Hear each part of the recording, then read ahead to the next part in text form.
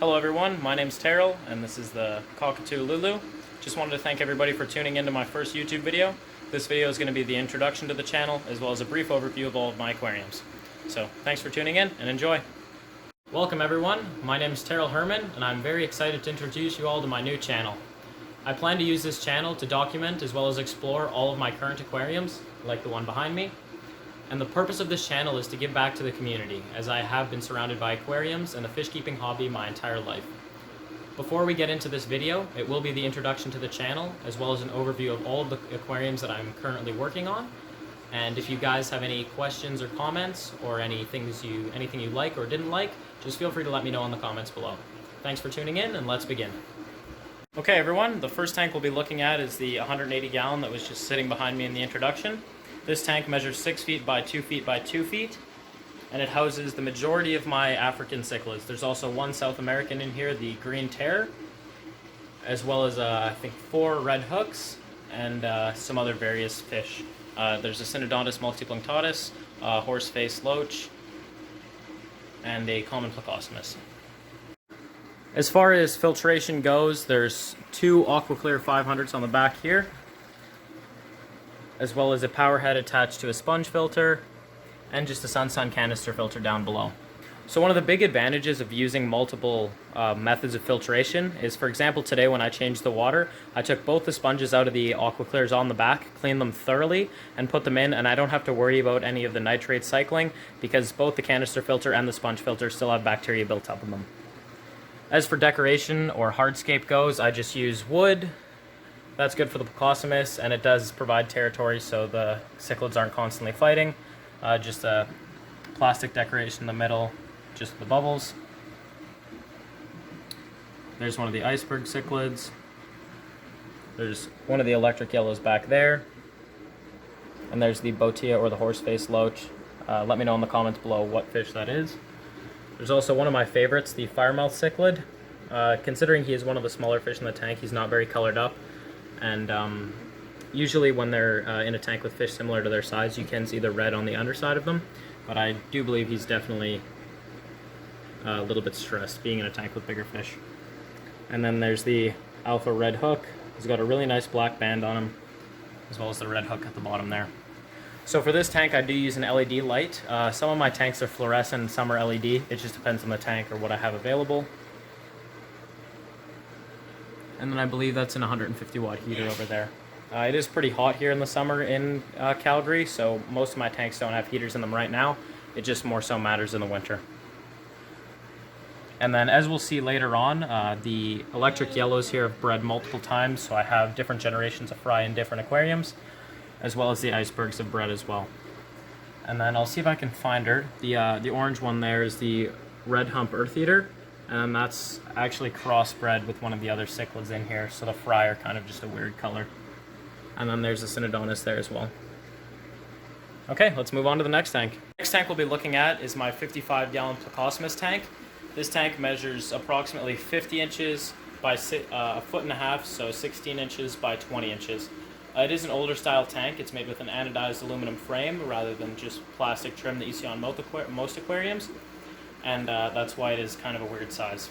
This tank also uses an LED light, and as for filtration, I just have 2 sponge filters there. I just alternate cleaning them again so the nitrates don't cycle. And since I am breeding plecostomus in there, the babies are very small. I'll see if I can get a good look at them. So as I said, the babies in the tank are very small. It'll be difficult to get the camera to focus on them, but you can make them out there. The male's in the cave there. That's where the magic happens. And yeah, since the plecos are very small, there's 2 generations you can see right there. The taller one is a few months old, and then the one on the lower is only a few weeks old. So if I were to use on-the-back AquaClears or a canister filter, since the fish are so small, they would get sucked into the filter intakes if I didn't put a sponge on them. So it is just easier for me to use the sponge filter here and the sponge filter here. And as I said, I just alternate cleaning them so the nitrates don't cycle. And then there's a little pleco hotel in there where they all hang out. So yeah, just as far as decorations go in this tank, mostly just a few pieces of wood so they can digest their food, or they can, just like you can see this guy, just sucking little pieces of wood off, and then just some caves for them to hang out in. And then one of the good things about using an LED light is I can change the brightness, or I can turn off the blue lights right there,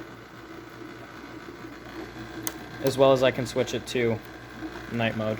The diode is flickering there, so it's not really, definitely have to repair that.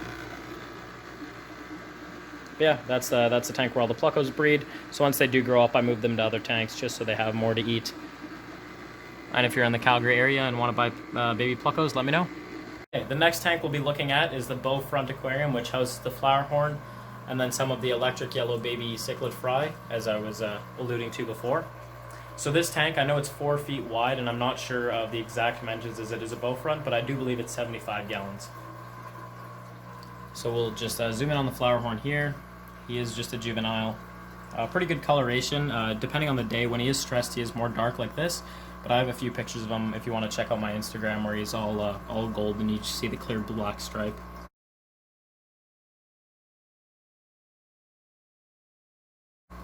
And then, as I was saying before, the red hump earth eater crossbred with some other fry. So you can see some of the off-colored yellow ones right there. That's one of the fry from him. So as far as decorations in this tank, I try to go as minimal as possible when with a flower horn. I don't really want him running into anything, and he is like a little bit of a skitsy fish. He is pretty curious though. He'll follow your hand, and especially if it's feeding time. But yeah, as I said, I try to put as little decorations as possible. That's why I only have the one rock in there, because they do tend to freak out a little bit, and if they run into things, they can hurt themselves. So that's why I only use the one rock. And then again, for filtration, I just have an AquaClear 300 on the back there. I'll just show you guys that. And then just an air pump. Again, the same concept with the other aquariums. I like to have multiple methods of filtration, just so when I change one filter, I can prevent the nitrates from cycling and harming any of the fish. So the tank is pretty dirty. I did have an algae bloom recently, pardon me, and I just cleaned that up. So that's why the tank kind of looks a little bit dirty. But other than that, the flower horn is definitely one of my favorite fish because of how playful he is, so I'll just cut to me playing with him here in a second. As far as feeding the fish go, I'll make a separate video detailing what fish or what food I feed the exact fish, and then going over and feeding all of them.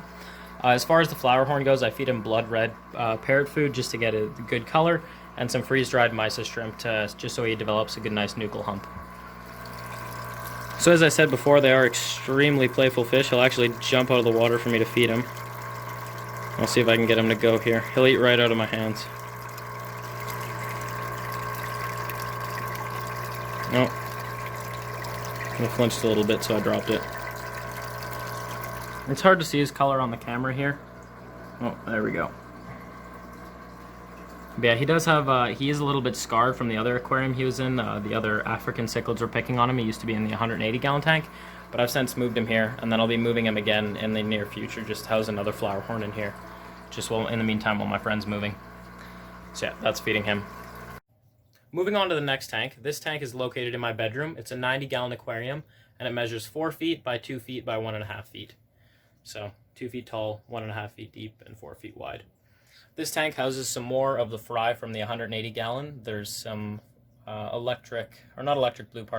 iceberg cichlids, as well as a bunch of electric yellows.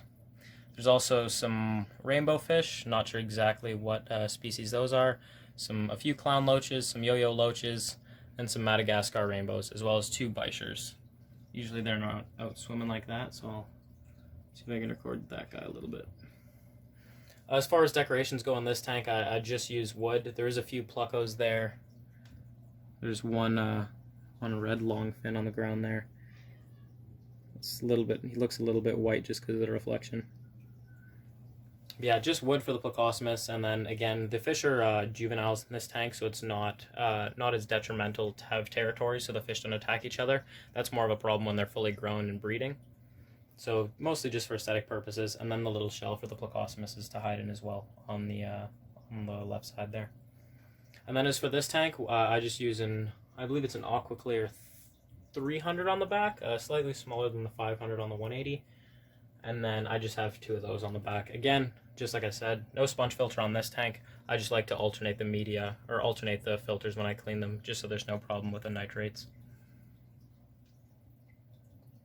I'll see if I can zoom in on the bichir there. And then, as I said, when I was going over the flower horn tank, I will make a separate video feeding all of these fish. But this is one of my favorite tanks just because I can look at it while I lay in bed. And the stand is built for an under-over, so it's meant to have a 54-gallon aquarium on the bottom. But right now I just use it for storage for my shoes. Okay, and the final tank we'll be going over is the Giardini Arowana tank. This tank measures 9.5 feet by 2 feet by 20 inches, making it by far the largest tank in the house. As for lighting, I have one custom-built LED light. I also got this recipe or instructions from DIY Fish Keeper's video, the same as the stand I built for the Plucko tank. And then there is 2 fluorescent lights behind that. The fluorescent lights provide the majority of the light. The LED light I just have to set to purple just for a little bit of an accent lighting because it reflects the orange on his scales. So this guy, his name is Buddy. He's the only fish I've named, and he's definitely the pride and joy of the aquarium in this house. And there's also a common Plucko. He's hiding in the corner back there. And it's kind of difficult to feed the Plucko just because of the temperament of the Arowana, because he does live alone, so he is a pretty grumpy fish, you could say. And then as for filtration on this tank, there's 3 AquaClear 500s. There used to be a 4th one, but I moved it to the 180-gallon tank just so there's some more filtration on that. And since there only is 2 fish in this tank, the bio load isn't extremely huge, but since the tank is pretty big, it does take quite a bit of filtration. And then as for the stand, there's just a piece of painted wood on the front, and it's just sitting on cinder blocks as it is a very heavy tank. And then just some pieces of wood on the side, similar to the scape with the flower horn. I try to put as little decorations as possible, just because the Arowana will run into them and hurt himself. So just enough wood for the Plucko to survive on. Okay, and to wrap up this video, I have a special guest here. This is Lulu, the medium sulfur crested cockatoo. She's the only pet in the house that doesn't live in an aquarium. And just wanted to thank everybody for watching my just a brief tour of the aquariums. And I also wanted to let everybody know that I will be making other kinds of videos on the channel. I did build my own computer, and I do have my driving simulator here. So if you guys are interested in any gaming content, again, let me know in the comments. I can make content there as well. It doesn't have to be 100% fish, but the main focus of the channel will be aquariums and fish keeping. So again, just wanted to thank everybody for watching. This is my first video, so it's by no means perfect, and that's why I value all the feedback that you guys could leave. So let me know in the comments below what I can do better. Let me know what you liked, and make sure to tune in next time for the next video. See you guys later.